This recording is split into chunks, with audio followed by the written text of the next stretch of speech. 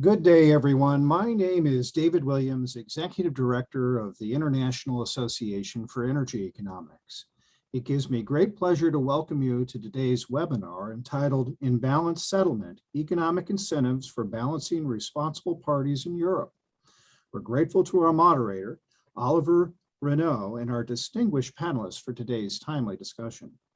First, a little bit about the International Association for Energy Economics. We are the largest association specializing in the field of energy economics and provide a forum for the exchange of ideas, experience, and issues among professionals interested in the field. The organization produces 2 professional journals, a newsletter, and holds conferences and virtual presentations, along with a host of other products and services that you can find at our website at www.iaee.org. If you're not already a member of the association, we welcome you to join. A few housekeeping matters in regard to today's webinar before I hand things over to our moderator. First, this webinar is being recorded for those that cannot participate in today's live event. If you have questions for our panelists, please use the Q&A button at the bottom of your Zoom window to type your question.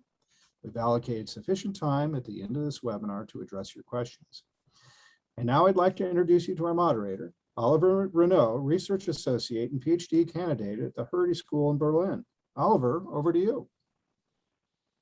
Thank you, David, and hello and welcome to everybody from my side. I have the pleasure to guide you through today's webinar. Imbalance Settlement, Economic Incentives for Balancing Responsible Parties in Europe. Keeping the balance in electricity systems means keeping the lights on. We often think of this being the primary task of transmission system operators. They activate balancing reserves when the system is out of balance. In Europe, however, every single market participant is also responsible of balancing. This is why they are called balancing responsible parties. They are responsible for their own, the balance of their own portfolio, and they have an economic incentive to be balanced because their individual imbalances are settled at an imbalanced price. But what is the role of economic incentives in this balancing behavior? This is the question we will be discussing today. I'm very excited that we have 4 distinguished speakers from different European countries about this topic today. With us, it's Anselm Eicke from Germany, José Pablo Chavez-Avila from Spain, Claire Roussel from France, and Gerard Doorman from Norway. Welcome to all of you. I will introduce you in a minute when you give your opening statements, which we will hear from each of the panelists. And afterwards, after each opening statement, maybe we have time for one understanding questions if there are some, but we will save the other questions until the end of this webinar when we have more time for discussion. So without further ado, let me introduce to you our first speaker, Anselm Eicke, who is also Research Associate at the Hertie School, Berlin. Anselm will present insights from our recent joint work on the German balancing system, which is the reason also why David asked us to set up this webinar. Anselm will not only be our first speaker, but he has also done most of the work to organize this webinar. So I want to say thanks, Anselm, for setting this up. And with that, I'm very much looking forward to your input. Thank you very much, Oliver, for the kind words and introduction. I'll just share my slides and I hope you can see them already. Yes. Great.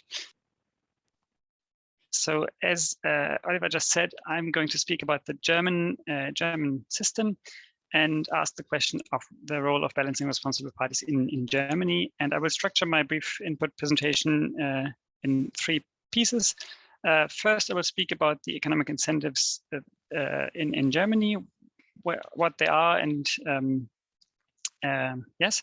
And the second bit is then whether balancing responsible parties are allowed to respond to these incentives or not.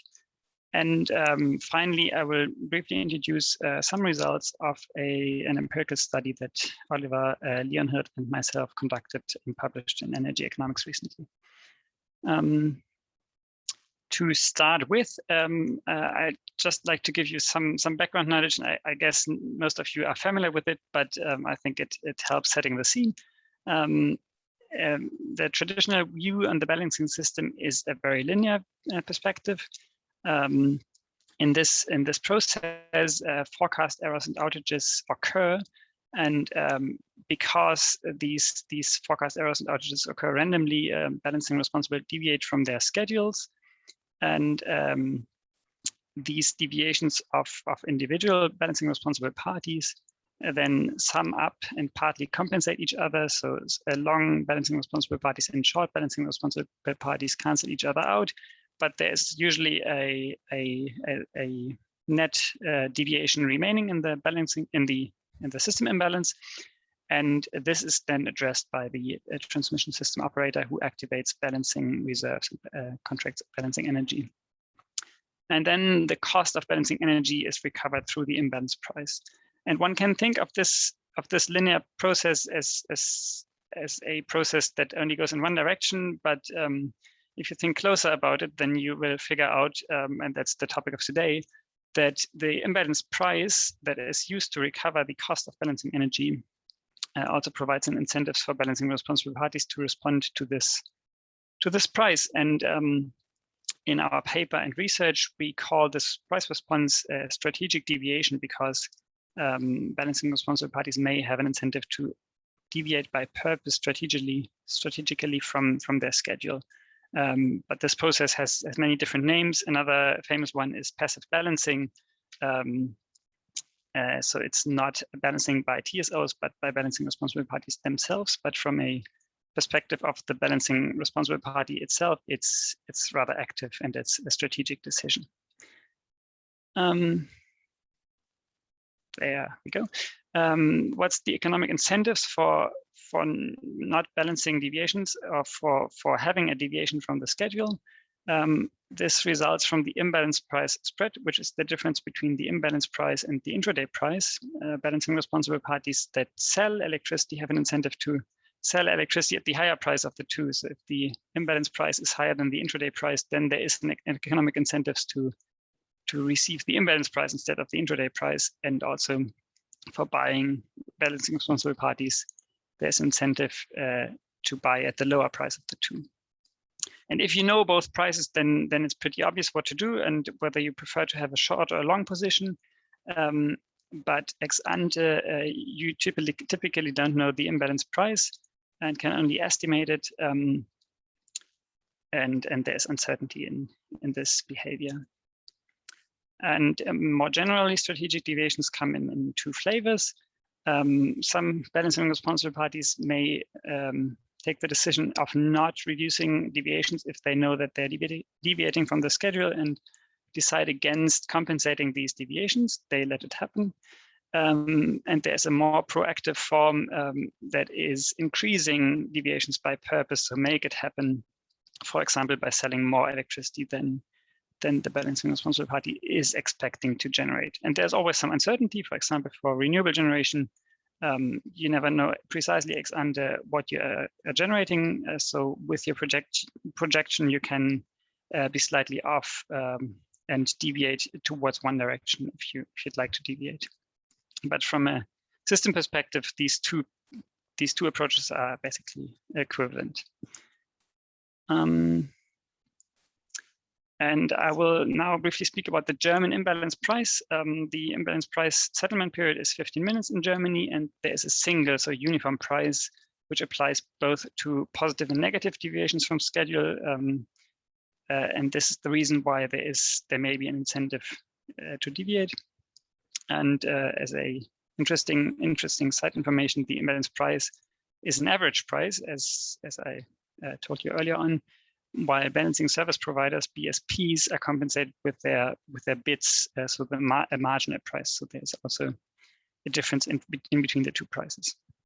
A few other components are added on this average price, and that's regulatory changes that have been evolving over the last years in Germany.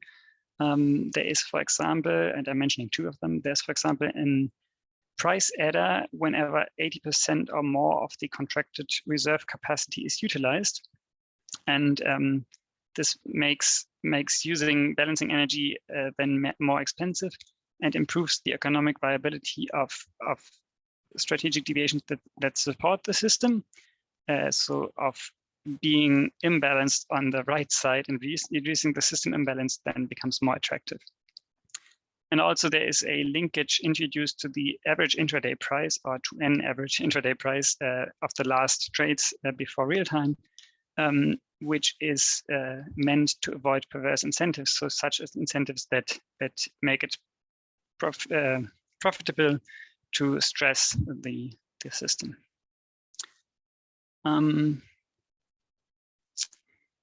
Are balancing responsible parties encouraged to respond to these incentives? The German answer is a very clear no. The regulator, the German regulator, the BNetzA, is very clear that it does not allow balancing responsible parties to react on the price and to engage in strategic deviations or passive balancings. And it tries to do everything it can do about making sure this is not going to happen. And the main approach is to reduce transparency. So the system balance, which is helpful to know where the system stands at the moment and in which direction one should deviate, is only published after real time, a couple of minutes after the respective trading quarter hour. And the imbalance price, which is in fact the real incentive, is only published a month after real time. So this shows this ambiguity between the fact that incentives are there. So it's rational for balancing responsible parties to respond to these incentives, but balancing responsible parties are not allowed to do so. And I will briefly conclude with some empirical findings. So this is the paper I mentioned at the beginning. And what we did in this paper is to propose a framework of how to investigate the price responsiveness of balancing responsible parties to the imbalance price. And to do so, we interpret the balancing system as a marketplace in which the intersection of demand and supply for imbalance energy determine the overall equilibrium price, so the imbalance price or charge, and the system imbalance as a quantity. And one can think of these two curves as the supply curve as the marginal cost of increasing the cost of supplying more imbalance energy. So it's the cost of reserve activation, and that's obviously increasing the higher the system imbalance, the more costly power plants need to be activated to provide imbalance energy. And on the demand side, one can think of the demand curve as the price responsiveness of balancing responsible parties. The higher the system imbalance, the higher the imbalance price, the lower the system imbalance, because it's more expensive to be wrong. And the key finding of our analysis is probably summarized in this figure. That's an empirical estimation of demand and supply curves for short and long systems. The dark dots are the respective prices and quantities in the quarter hours between 2018 and 19 in systems that are either short or long by at least 500 megawatts. And by controlling and using instrumental variables, we estimate the effect of a change in the imbalance price on the demand for imbalance energy.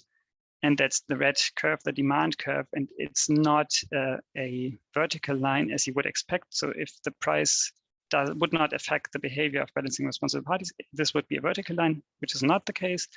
And we find that an increase of the imbalance price lowers the demand for imbalance energy by 2.2 megawatts for an increase in €1 per megawatt hour.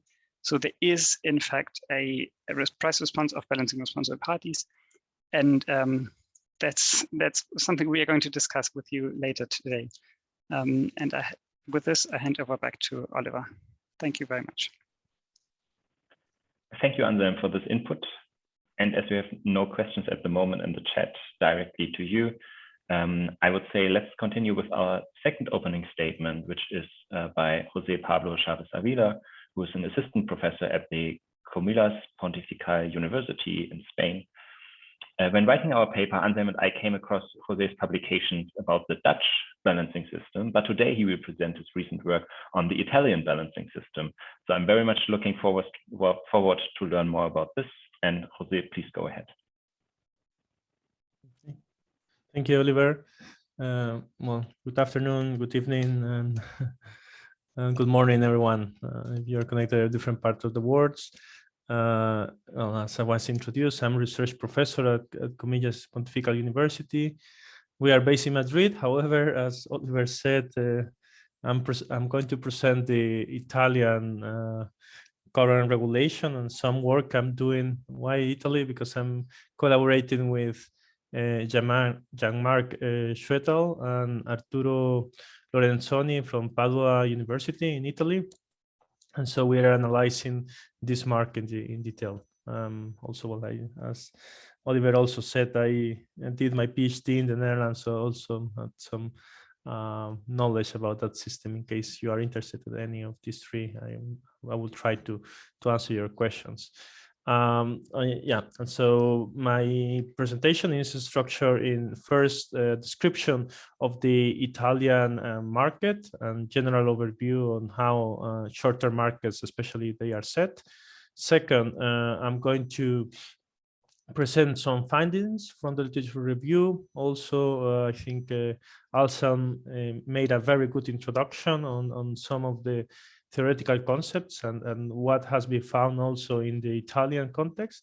And finally, I'm going to also present some preliminary results of this work I'm collaborating currently with Jean-Marc and Arturo. So first of all, the Italian system is similar also as Gerard will tell you later, is a system that is divided in different market zones. You know that in Europe, we mainly have one zone per country, but some of these countries, they are divided into market zones. So in Italy are these ones shown here in the map. They were 6. And currently, we have a 7th zone from this year in the area of Calabria. Also, it's a central dispatch system. This means that the TSO sets the dispatch order of dispatchable units in the balancing markets, and then there is an obligation to provide the best possible injection or withdrawal program. That, of course, similar as in the case of Germany, there is this obligation, but then, of course, there are incentives to market parties to deviate from the program. The balancing market, there is no capacity reservation, so this only based on the energy activated, following the pay-as-bid principle, and large programmable units or generators above 10 megawatts are obliged to offer, and are the only ones that can offer into the balancing markets. Currently, there is a pilot project called UVAN pilot project, and then you have the reference below from my colleagues, some of the collaborators of this work. They describe how the current system is working and how this pilot project is allowing small units to participate in the balancing markets. And finally, with respect to the energy markets, we have the common intraday market at the day ahead. There is no continuous intraday market, but this will start from tomorrow. This will be launched tomorrow in the Italian market in a similar way that other European markets. And the TSO in this market will define the feasibility interval per unit to participate in these intraday markets. So not all the units can freely participate into the market, but the TSO will define certain interval per unit and per hour to allow this participation. Currently, the intraday markets, they are based on auctions, and they took place up to 4 hours before delivery, and this with news. The continuous trading now will be moved until 1 hour before delivery. So these are some Italian, say, peculiarities here we're describing, and more specifically with respect to the imbalance pricing rules, we have different regulation depending of how the characteristics of the units. First, for large programmable units, there is a dual pricing system. Dual pricing depends if you are a favor or against the system imbalance. The imbalance price will be based on the average price of the accepted activated balancing units, or the day ahead price, which is the reference price, and that's why it's dual. Depending if you are helping the system in a dual pricing, you will get paid the day ahead price and not the price of activation of balancing power. Then for a small programmable generators and also consumption, there is a single pricing based on average accepted offers as well. And here, as you can see, again, depending on what kind of technology, there is a different scheme currently in place. And finally, there is these units that are non-programmable renewable generators. There is a specific compensation and tolerance margins. So depending on the technology, there is a different tolerance margin within. If you deviate from your programs within those tolerance margins, there is no penalty or not imbalance to be paid. Alternatively, and this compensation scheme, I forgot to tell, that is also depending on the portfolio of all these units in a particular zone. There is an option as well. These units can opt for a single price based on average accepted offers in the balancing market. Some other details. So for the large units, the imbalance is done 15 minutes base, and also the balance responsibility is an individual unit. And for the rest of the units, the imbalance settlements is every hour, and the balance responsibility is aggregated for the zonal portfolio for the units below the 10 megawatts. Then the imbalance price is always published 30 minutes after the delivery of balancing energy, and that is preliminary. If there are some adjustments, then the next day the final price is published. Later also, the price for computing the imbalance price are based on the energy activated for balancing restoration reserves, so tertiary reserves that they were called in the past. And also this same product can be used as well for congestion management. And currently the energy activated for frequency restoration reserve is not included in the computation of imbalance prices as other units. So just also to sum up, what are the incentives BRPs have? For large programmable generators, there is a strong incentive not to deviate intentionally because of the dual price system. For small units and programmable generators, a potential incentive to deviate from the program. And finally, but this, according to the law, same as in Germany, they shouldn't deviate intentionally. And for small programmable generators, because there is these tolerance margins, there are weak incentive really to improve the balancing, either with better forecast or with this passive balancing that Anselm described previously. Then some other peculiarities is that in terms of balancing area, there are two big areas. So what is called the north itself is a macro zone, and then all the rest of the areas, they are called the south macro zone. This was changed. In the past, there were 4 areas. The islands, Sicily and Sardinia, they were different zones, but they were merged in this macro zone for balancing purpose. However, of course, Italy still has been struggling to reduce the intentional imbalances from BRPs. That is still continue to happen. And also there is opportunity to as we will describe, because of the day ahead prices are different from those from balancing prices, there are some effects that arbitrage effects as well for different market parties, although they are not they shouldn't deviate according to the law. Then there are empirical evidence that's really show in the past how imbalance prices changes also change the behavior of some units. You can see here before 2016, where it was a move from single pricing to a mix of single and dual, within 50% of tolerance for consumption that were outside the dual pricing. We see that this intentional imbalance in blue were reduced due to these changes on price signals.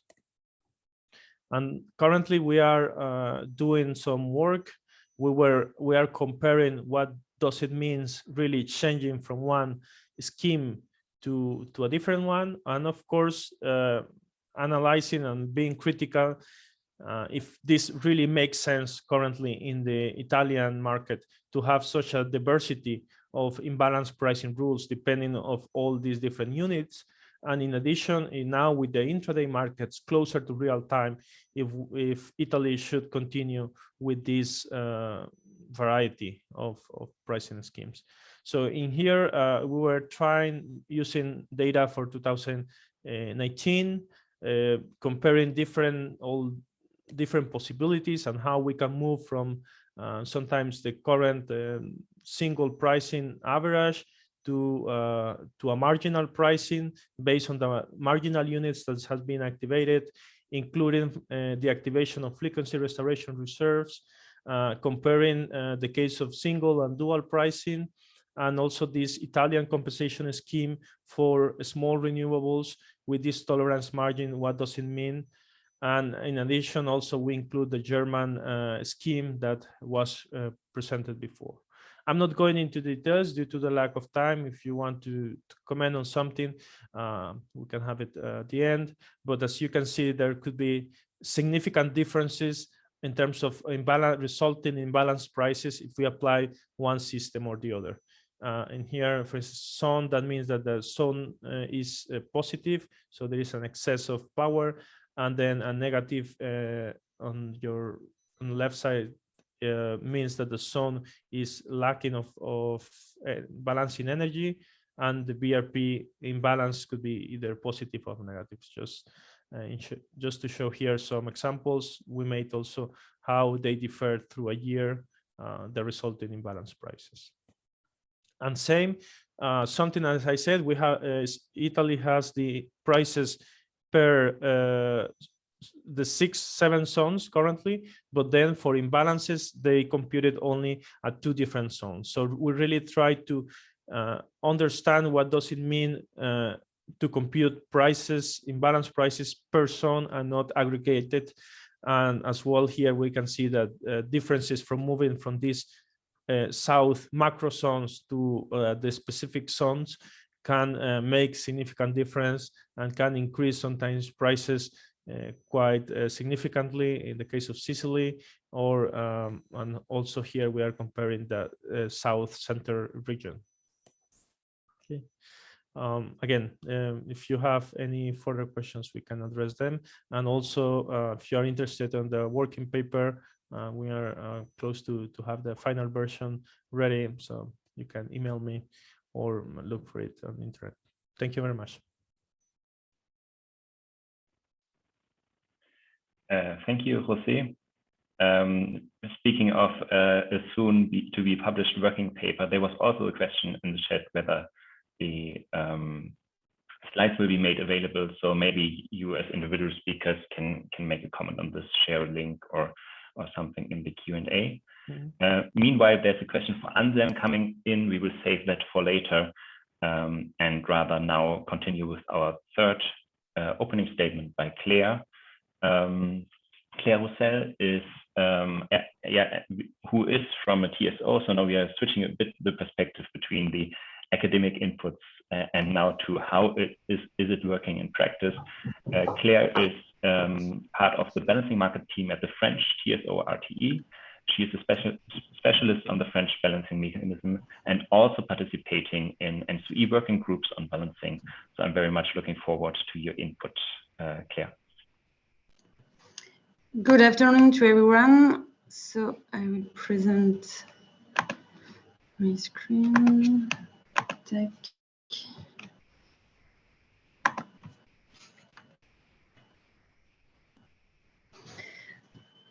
So thank you. And good afternoon to everybody. So I can briefly introduce myself. So as Olivier said, I'm in the balancing market team, and I work mainly on the French balancing mechanism.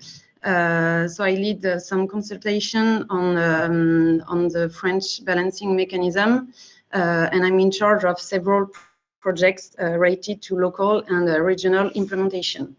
So to talk about the role of BRPs in balancing the system, I'd like first of all to give you some specifics on the French balancing market.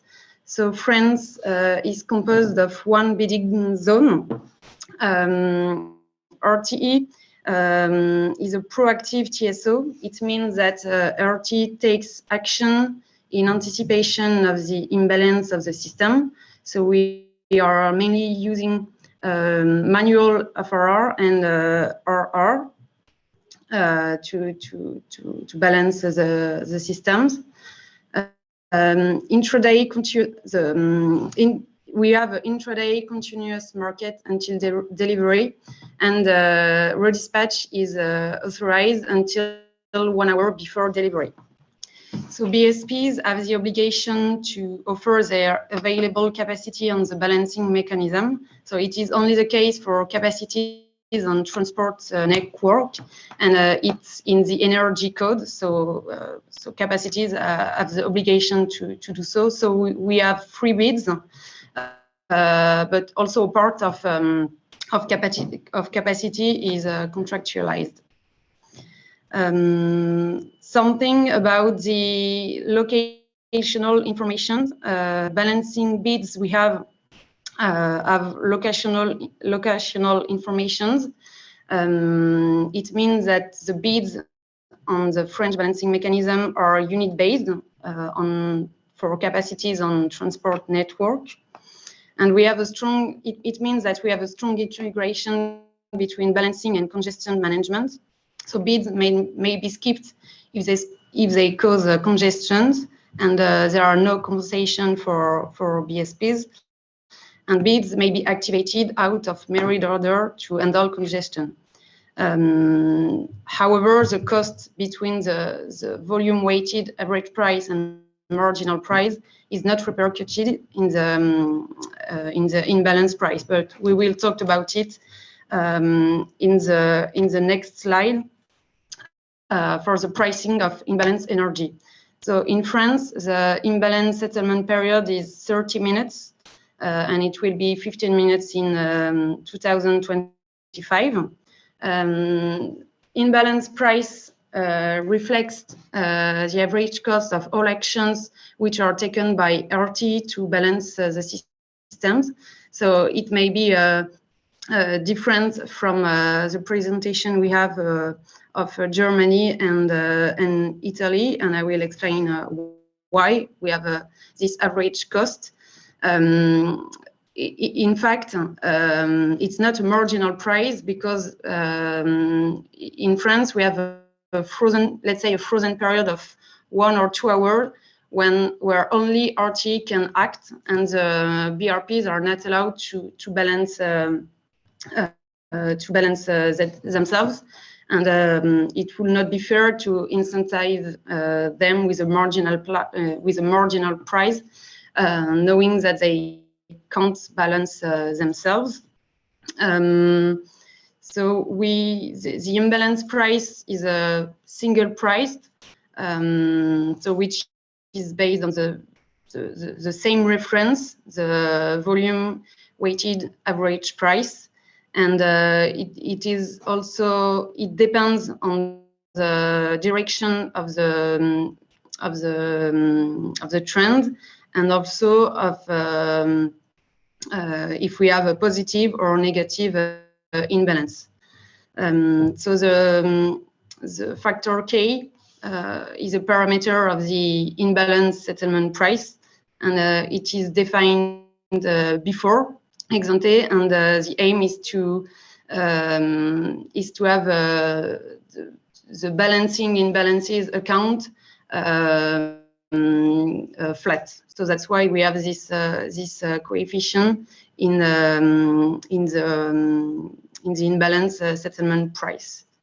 So we can ask ourselves, is it really a single price? Because we can see we have a matrix with different price, and we consider that as this is the same price reference, the volume weighted average price, we consider it as a single price.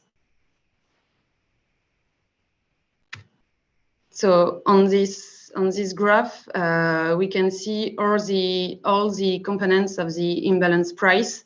So we have all the energy activated by RT, so FCR, AFRR, manual FRR, so exchange at borders. So all these different volumes go in the imbalance price. Let's talk about incentives and regulation. So on a legal point of view, BRPs are financially responsible of their imbalance. It means that they can be unbalanced, but they will pay for it. And it can be different from what was said in the Italian and the German presentation. BRP can be in balance, but yeah, they are financially responsible for it. Considering transparency, the system imbalance and the imbalance price are published 5 minutes after the end of the imbalance settlement period. And forecast imbalance is published in advance, so the day before, and it is reactualized when we have scheduling from BSP, for example. On this graph, we can see the correlation between imbalance price and spot price. So in light blue, this is the imbalance price when there is an upward trend. The downward trend, it's in pink, and the spot price in gray. So we can see that, yeah, we have a strong correlation between all these prices. And then for the, I added some slides about the publication RT is making for the system imbalance, for example. So published 5 minutes after the end of imbalance settlement period, and one screenshot of the forecast imbalance. So the day before, BSP, BRP know what is the trend of the system, and they can see how the system is. So yes, some screenshots of the prices which are published by RTE, and yeah, that's my last slide for the presentation. Thank you, everyone. Thank you, Claire, for this interesting presentation. I think as we have no questions regarding your presentation at the moment, we will go on and move to our last presentation. Last but not least, I want to introduce to you Gerard Doorman, who is Special Advisor on Market Design with the Norwegian TSO Statnett. Gerard is also strongly involved with N2E work, and he has a long career not only in consultancy, but also in research and education, including being a professor at the Norwegian University of Science and Technology. So I'm very much excited to learn more about the Norwegian perspective on our today's topic. Go ahead, Gerard. Okay, thank you, Oliver. Let me see. Now I try to share my screen, but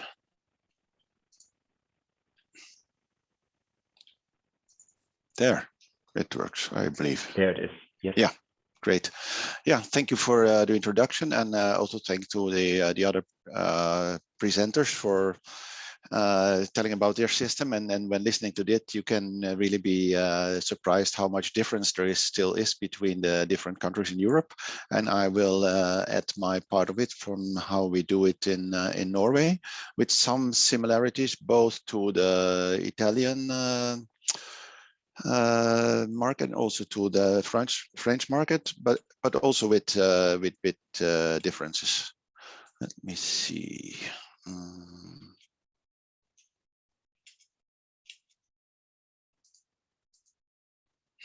I have some problem changing slides. For me, the mouse wheel worked. Yeah, it doesn't. That's the problem. Yeah, there it is. Not pressing hard enough.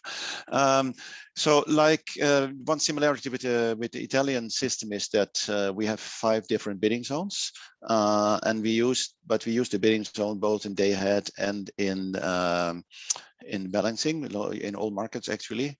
One reason why we have this is probably, as you may know, the country is very long stretched. It's like 2.5 kilometers from the south to the north, which is similar as from the south to Norway down to Italy. And clearly with such a large geographical extension, you get very significant grid constraints that would be very hard to handle without bidding zones. Actually, we have had a full integration of the Nordic balancing market already since 2009. So we were quite some years ahead of the European integration. And in Norway, the balancing bids, I believe this is the same as in France, have additional locational information. So it's not only within the bidding zone, but Statnett has to know exactly at which node you are, or a combination of a few nodes where you have your bids. So there's only limited portfolio bidding, if you could say it's portfolio bidding at all. Well, within a couple of nodes. We do have reservation of reserve balancing capacity, both for manual frequency restoration reserves and automatic FRR, but we also have free bids. And manual FRR is the dominating type of reserve. Until a couple of years ago, we did not use automatic reserves, or formerly often called secondary reserves, at all. But we now use it increasingly, but it's the manual part is still dominating. And we have a uniform price per bidding zone. So you could say both for activation and for the imbalance price, we have one price, and it's the same price. So it's all the BSPs, so the ones that provide the energy, get one uniform marginal price, and the parties that are in imbalance pay the same uniform price. So actually, I thought that was the only logical solution until I started working with the TSOs and found out that people do this very differently. So then you start realizing those can be different prices. And the prices then are split between the zones in case of congestion. So as long as there's no congestion, 2 zones would have the same imbalance price and balancing price. But if there is congestion, they get different prices, very similar as it is in the day-ahead market. And then the same point is the same as for France. We have a strong integration between balancing and congestion management. We skip bids if they cause congestion without compensation, and bids may be activated out of merit order to handle congestion. And in this case, they get pay as bid. So the marginal uniform price is only for balancing, of course. Pricing of unbalanced energy is hard to explain in a few words in a short time, but try to take the highlights. We have 1 hour imbalance settlement period, which will 15 minutes from 2023. There's also a requirement that the bid price for upward regulation should be at least €0.5 higher than the day-ahead price, and the bid price for downward regulation should be at least €0.5 lower than the day-ahead price. This is to some extent to avoid some kinds of gaming. As I said, the imbalance price reflects the highest or lowest activated bid, marginal pricing. The price is published 1 hour after the end of each hour. and the imbalance price reflects the marginal activated bid in the dominating direction. So, and this, I think there is maybe some confusion about the word of single price, dual price, because you can also have two prices, one for upward and one for downward within the same settlement period. And the word single and dual pricing is also used for that. But we have one price for, so if we in the course of an hour have both upward and downward regulation, we would still have only one imbalance price, but you could also have two, one for up and one for down. So we have that, but then we have for small, for large generators, we have two prices, which is somewhat similar to the French system, but with different price references. So imbalances that support the system are paid or pay the day ahead price, but imbalances that go against the system pay the imbalance price. So, and that is also then a stronger incentive to keep the balance. So let's a kind of passive balancing is not rewarded very much. You only get what you would have gotten the day before. But for small generation and demands, then they face the imbalance price either way. So that's less incentive to be in balance for the individual market participant. But it also has an advantage that we should not forget. It's somehow if you don't look at gaming, it's more efficient, because why should I try to be in balance if someone else can do it at a very much lower price? So to have one single price is also more efficient from some respects, and this is also the EU regulation for the future. And actually, already from 1st of November, all imbalances in our system will be settled at the same imbalance price. So somehow we like that because of increased efficiency, but also we are somewhat concerned that this may lead to larger imbalances. And there are no markups at all. And the Belgian TSO, Elia, recently published a paper about scarcity pricing should you give some markups to increase the incentive to be in balance. Yeah. This is just a picture of the balancing and imbalances prices in Norway compared with the day ahead price. So here the day ahead price is in blue, and the difference with the day ahead price is then in brown orange. And as you see, similarly, it's quite similar as for the French system, I think. There's not very large deviations from the day ahead price, which is, I think, very different from, for instance, Germany, where you should see much larger deviations. And this is just show it for one particular week, where you easily can see the deviations from the day ahead price, which are, well, they can be a couple of tens of euros, maybe 100 euros sometimes, but hardly ever very much higher than this. It happens, but it's very infrequent. Then I have about incentives and regulations. The BRPs are required to be in balance, so they're not allowed to deviate from the schedules. And we monitor behavior, and we will contact BRPs in the case of systematic deviations. But we are not doing it as very systematically as for instance the paper that you presented. In the case of very bad misbehavior, the BRPs may be excluded from market participation. By my knowledge, that has not happened. And we have presently no evidence of such behavior.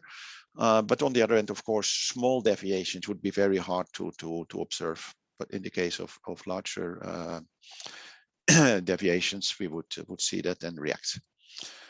And then this about what you called with Anselm called passive balancing is also in the Netherlands and Belgium. I think they call it reactive balancing, which is actually part of the whole balancing strategy of Tenet and Elia, which also has very interesting positive sides. You can actually, the system can be much more self-balancing if you allow this.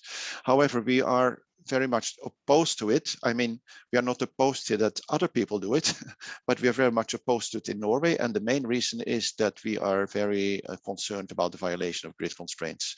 Our system is very constrained, and we really do not want market parties to start balancing themselves, which might lead to significant uncontrollable violations of grid constraints. Then I have a final slide with a remark on the coexistence of this reactive balancing, where you allow and even incentivize market parties to react on prices on the one hand, which, as I said, Tenet in the Netherlands and Elia in Belgium have, and proactive system, which most other TSOs somehow handle, where you forbid or at least disincentivize this kind of reaction. And you can wonder, can they coexist? So in a reactive system, the BRPs react on the price signals, or at least the anticipated price signals, and they get much information to be, I mean, you don't know the price before the end of the 15 minutes clearing period, but they get as much information as possible to react. On the other hand, where you have the proactive systems, where all balancing actions are controlled by the TSO.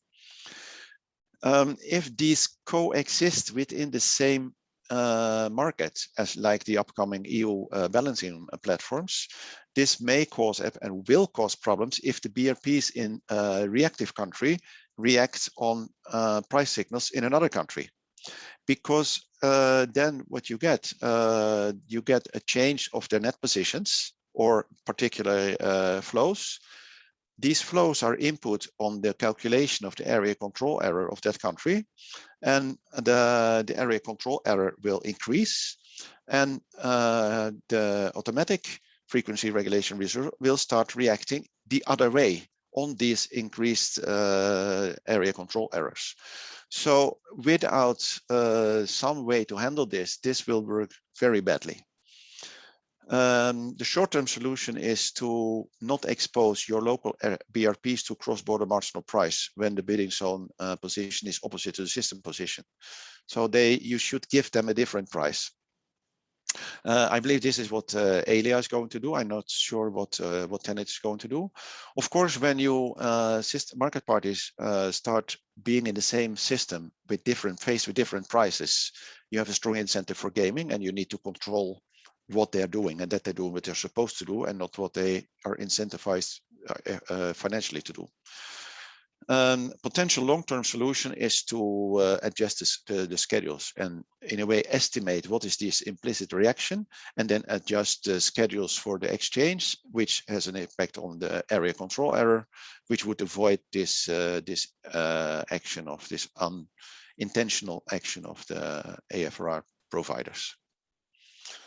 So that's it from my side. Thank you for your attention. Thank you, Gerard, for this Norwegian/European presentation, I would say, because you offered so much of a perspective and contrasting between the different systems and EU regulation already.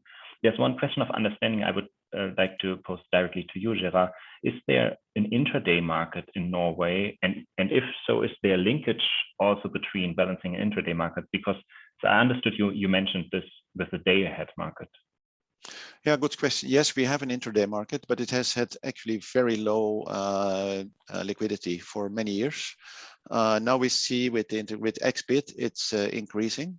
And we expect a significant increase in intraday trading, but we have not really, because the liquidity has been so low, it really has not been a big problem for us. But we wonder a bit about the relation between intraday and balancing in the future. But we haven't given it so much thought so far. Thanks a lot for this answer. So we have, since some minutes, a question to Anselm, which is also in the direction of understanding. So I read it out. It's actually two questions. First, how is pricing uniform whilst balancing service provider are compensated with a marginal price? And the second question, how can demand respond to prices if prices are only known 1 month after? Maybe you can comment on this, Anselm. Sure, happy to do so. On your first question, the short answer is yes. So you actually answered the question itself, yourself already. So balancing service providers, BSPs, are compensated by their bids, and this is like marginal pricing. Everybody gets, everybody gets the bid he's bidding, and balancing responsible parties, they receive the same, like if the system is, if the price, the imbalance price, for example, is positive, then the short balancing responsible party pays the same per megawatt hour as the long balancing responsible party receives per megawatt hour, and that's what's called by marginal pricing. So I think that's the longer answer to your first question. And the second question is how can the demand respond to prices if price is unknown? Well, what we observe is, or what we analyzed is empirical data. So we see it is responding, and there is a couple of explanations. So in many German larger balancing responsible parties have a forecast of the imbalance price, and there is multiple ways of doing so. First of all, the system imbalance is highly autocorrelated. So if you know the system imbalance from the previous quarter hour or the one before that, that gives you already an indication of how it might be at the moment, because it is so highly autocorrelated. And second, if you are a larger utility and are also a balancing service provider, then you probably have some power plants that provide imbalance energy, or are activated in case the system is short or long, and then you know where the system is. So if you're offering positive reserves and your power plant is activated, then you know, well, the system must be short because I'm activated as providing a positive reserves.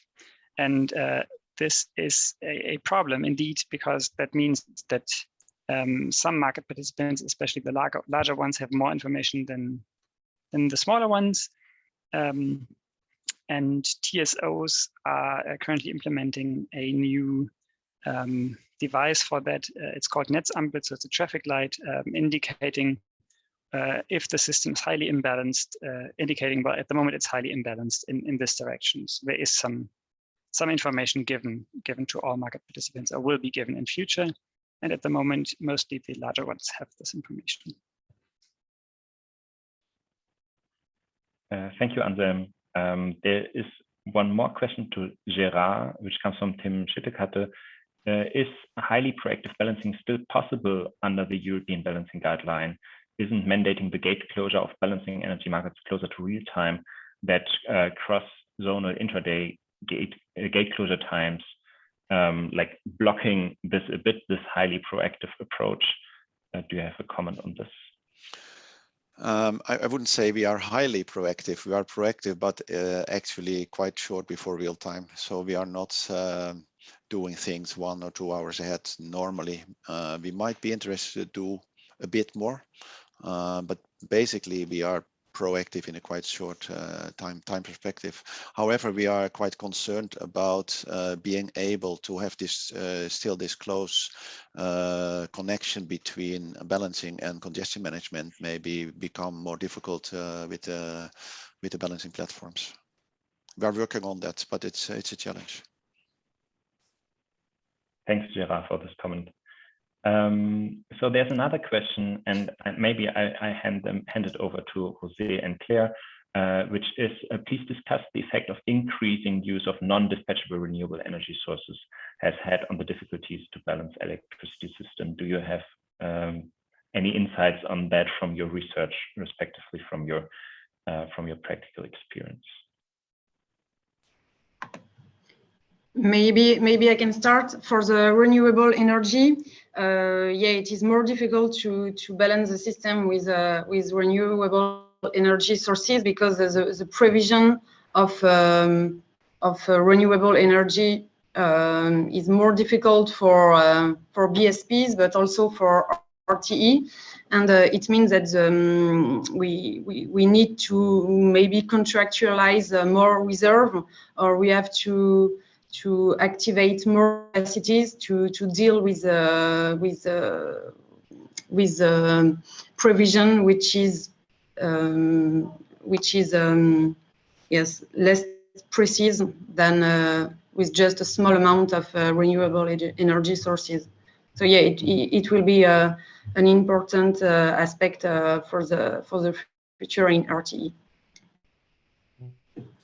And okay, I can try to answer this with the Spanish, not with Italian, that I'm more familiar.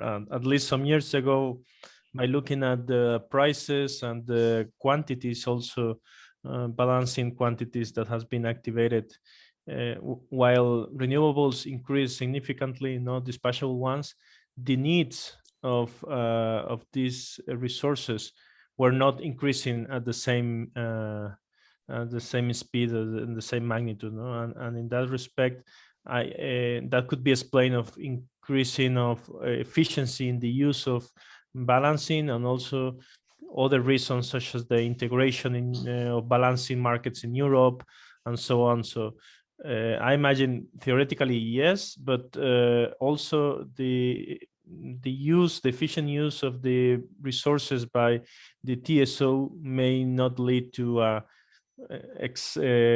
correlation of one, let's say, of between renewables and the needs of balancing services.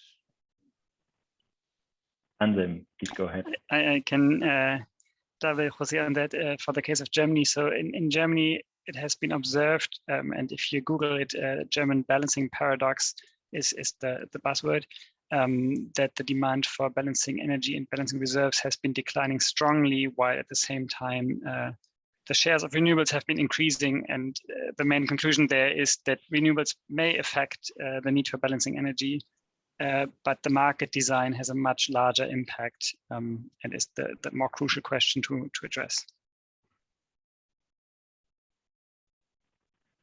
Thanks a lot, Anselm. There's one more question in the chat. I'm not sure, maybe it also offers the basis for a new webinar, but maybe someone wants to give an intuition on this, which is the role of electric vehicles, home batteries, aggregators in electricity system balancing. And I think that could be either providing reserves or passive balancing, or whatever names we have heard today for this phenomenon. Does someone want to comment on this shortly? And I think then we are running out of time. Can I comment quickly? This is of course, in Europe at least, there are some interesting projects, Coordinate, OneNet, Interface, that are looking really at the TSO-DSO coordination schemes, and also how we can integrate resources connected at distribution level to provide balancing services and other system services in general. So I think definitely could be another potential topic for a coming webinar. And also I gave a reference where my colleagues from Italy describe also this pilot project, UVAN project, which is taking place in reality as well, on how these resources are participating as a pilot, again, in the Italian balancing markets. Thanks a lot, José, for providing this outlook. And I think with that, I would like to say thanks to all of you. Thanks for the invitation by IAEE. Thanks to Anselm for organizing this. Thanks to the other speakers for joining us. I found it really interesting. And with that, I hand over back to David. Thank you, Oliver, and thank you to our distinguished panelists for really an enlightening discussion. I took to heart the last topic, raising the question of electromobility. The association is spending a lot of time right now in addressing this issue. So for those listening, if you have an interest in building a podcast or a webinar, we're very interested in hearing from you as well. Please be reminded that this content has been recorded, will be available on our Rewind station this afternoon. Please tell your friends and colleagues there's complimentary access to it. With that, I thank you once again. I wish you all a good rest of the day, evening, morning, wherever this finds you on our fine globe. IAEE thanks you for your participation. Bye now.